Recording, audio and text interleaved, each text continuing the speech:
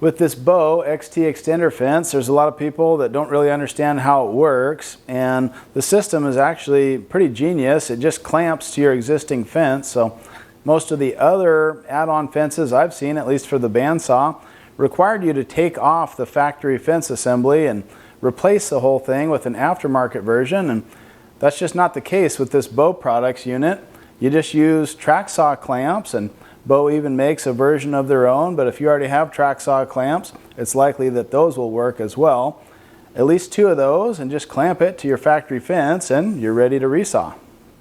I like the XT536 on my bandsaw fence, 36-inch length, 5 inches tall, and exactly 1 inch wide, so it's really easy to accommodate that when you're setting your rip fence.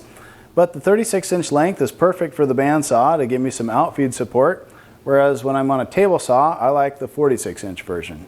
Of course, there's all sorts of accessories you can get to go along with the extender fence, but my favorite has to be these feed supports. You can use them as in-feed or out-feed supports. They'll slide anywhere along the length of the T-track, and just tighten the 3 knobs and you're ready to go to work. And it's a great feeling to know that you're going to have just the right outfeed support as your workpiece comes off the saw.